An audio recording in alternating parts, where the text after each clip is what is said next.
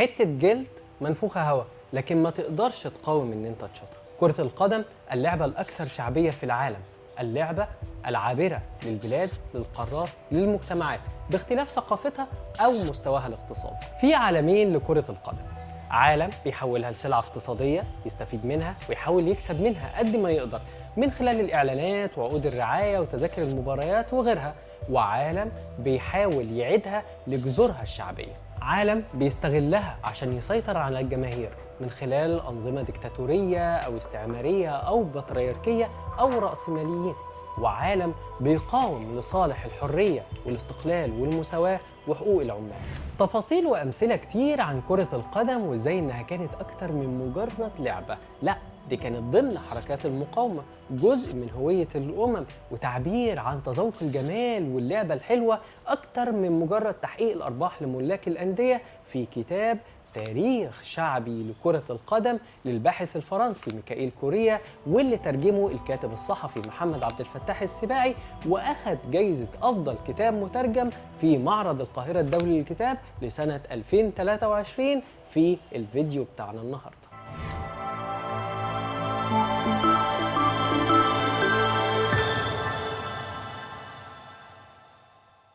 كانت مفاجأة بالنسبة لي إن أول صفحة في الكتاب بيان صادر من عمدة لندن بيسب ويلعن في كرة القدم اللعبة العنيفة جدا، اللعبة اللي بتهدد السلم العام. المفاجأة التانية إن البيان ده صادر سنة 1314. من هنا كرة القدم اتضح ان هي قديمة جدا، بس ايه حكاية ان هي لعبة عنيفة جدا؟ اما الكيك بوكسنج ولا الملاكمة ولا المبارزة هتبقى ايه جنب كرة القدم؟ الحقيقي ان كرة القدم في العصر ده مختلفة تماما عن كرة القدم اللي بنشوفها في الاستادات دلوقتي. اول حاجة عدد اللاعبين غير محدود، الاراضي غير محددة، ممكن تشمل مستنقعات، غابات، حقول.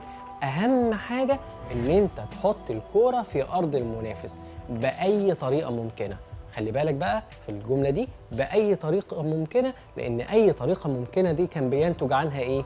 إصابات، كسور، بتر أعضاء، اقتلاع عيون، غرق لأن عندنا مستنقعات، وموت بالتأكيد.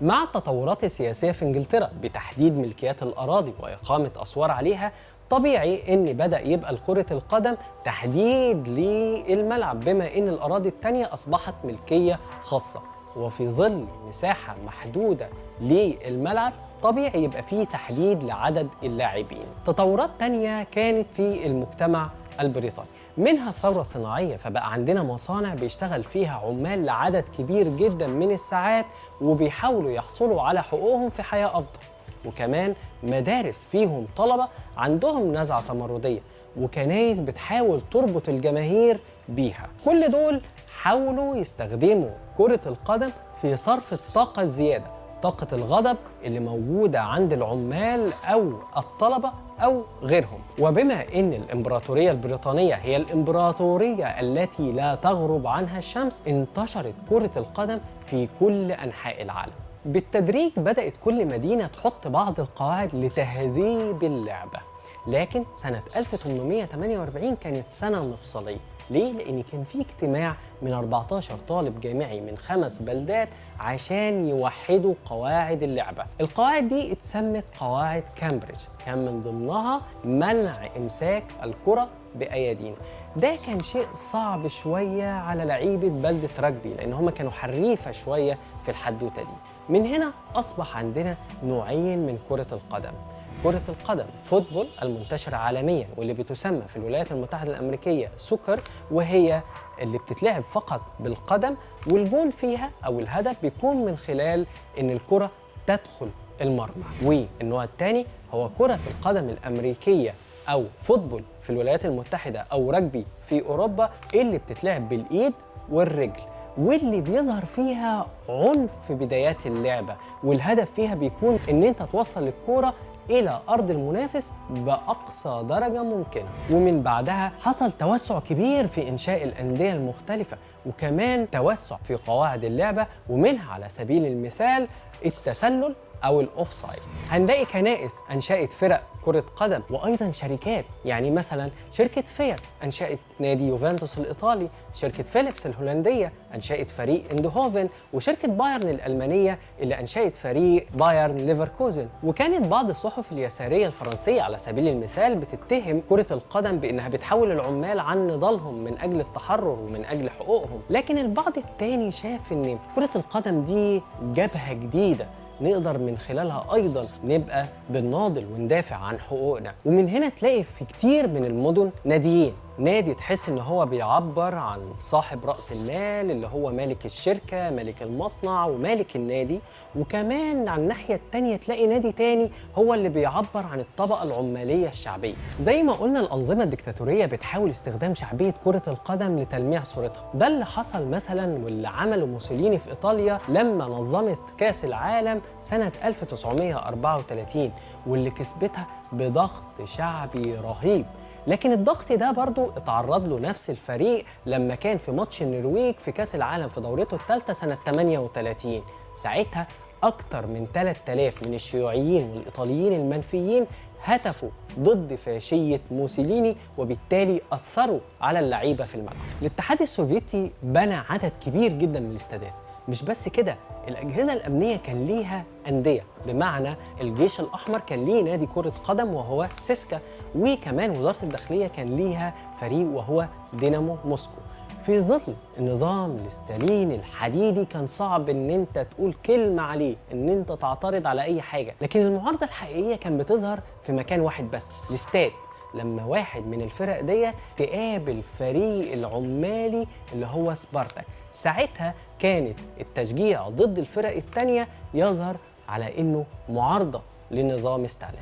دايما بنتكلم عن العداء التاريخي ما بين برشلونة وريال مدريد، لكن لو رجعنا شوية للتاريخ هنفهم ليه. ريال مدريد كان هو النادي المفضل لجنرال فرانكو، إنما نادي برشلونة هو النادي المعبر عن الهوية الكتالونية وميولها الجمهورية ومناهضتها للفاشية. ومن هنا كانت محاولات الجنرال فرانكو لإذلال روح برشلونة، وده كان من خلال وسائل مختلفة، منها على سبيل المثال تغيير لوجو النادي، أو إن رئيس نادي برشلونة اللي بيقوم بتعيينه واختياره هو فرانكو شخصيا. وبدل ما تكون كرة القدم أداة في إيد الدكتاتور، أصبحت وسيلة لمقاومته. هنا هنتكلم عن هتلر شوية. هتلر فرض رؤيته لنقاء الجنس الآري على فرق كرة القدم، فطرد اليهود والشيوعيين والغجر وغيرهم. رغم إن هتلر ما كانش بيحب كرة القدم، هو كان بيميل للملاكمة أكتر، لكن شعبية كرة القدم مغرية جدا لاستخدامها واستغلالها في الدعاية الجماهيرية. وهنا كانت هزيمة المنتخب الألماني أمام نظيره النرويجي في دورة الألعاب الأولمبية سنة 36 نرفزت هتلر جدا لدرجة إن هي خلته يسيب الاستاد وقبل ما المباراة حتى تخلص. ومن هنا كانت الاستادات في مختلف المدن الأوروبية وسيلة لإعلان المعارضة والاستياء من سياسات هتلر اللي كان من خلالها بيحاول إن هو يحتل كل دول أوروبا.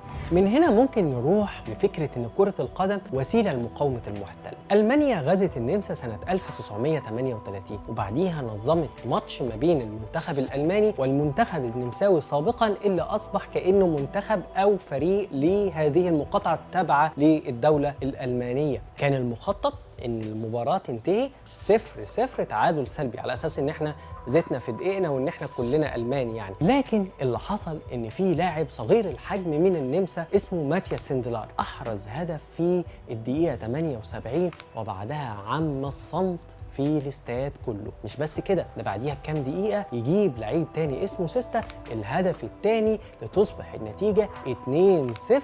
وبالرغم من فرحتهم بالفوز إلا أنهم كانوا مرعوبين في أوض خلع الملابس لأنهم حاسين أن هم خلاص هيتعدموا من النازي. لكن اللي حصل أو الحقيقي أن اتكررت أشكال رفض التطبيع ضد المحتل النازي في دول تانية زي النرويج وهولندا وفرنسا. مجلة لوبس الفرنسية اتكلمت عن مباراة المغرب وفرنسا في نصف نهائي كأس العالم بقطر سنة 2022 وقالت أنه بيرمز إلى تاريخ البلدين، وإنه مش مجرد مباراة في كرة القدم، لأنه لقاء ما بين المستعمر والمستعمر. ده هيخلينا نرجع شوية في التاريخ إن كرة القدم كانت جزء من المقاومة الوطنية في سبيل تحقيق الاستقلال للشعب الجزائري. فرنسا كانت بتعتبر الجزائر جزء من الأراضي الفرنسية، مجرد مقاطعة، وبالتالي اللعيبة الجزائريين كانوا موجودين في نوادي فرنسا، بل إن بعض اللعيبة الجزائريين كانوا جوه المنتخب الفرنسي نفسه. هنا تترسم خطة عجيبة جدا،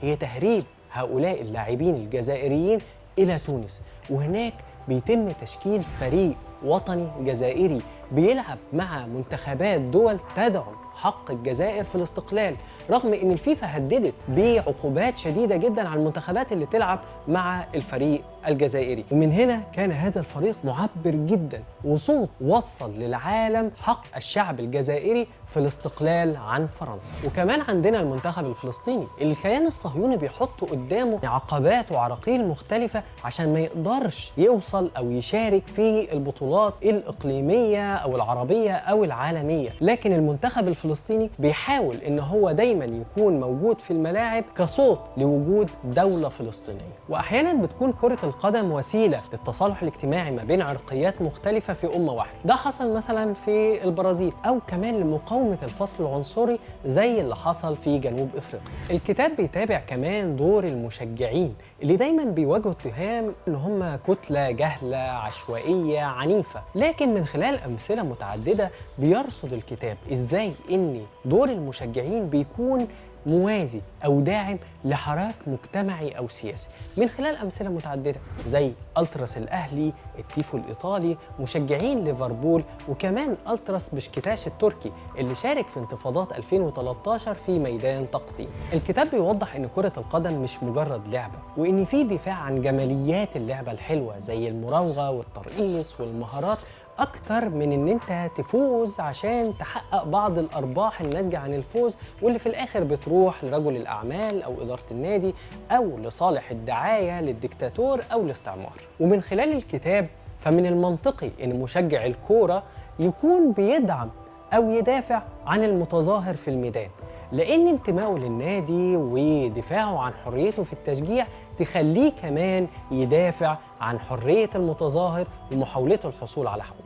كتاب تاريخ شعبي لكرة القدم لميكائيل كوريا، ترجمة محمد عبد الفتاح السباعي، كتاب يخلي اللي بيفكر في كرة القدم كوسيلة لتخدير الشعوب، أو زي ما بيوصفها البعض إن هي أفيون الشعوب الجديد، إن هي ممكن يبقى ليها أثر عكسي. بالعكس هي تكون وسيلة وصوت للجماهير والشعوب وحركات التحرر في وش كل اللي عايزين يستغلوهم أو يستغلوها، يستغلوا كرة القدم الرائعة، كرة القدم اللي أكتر من مجرد لعبة.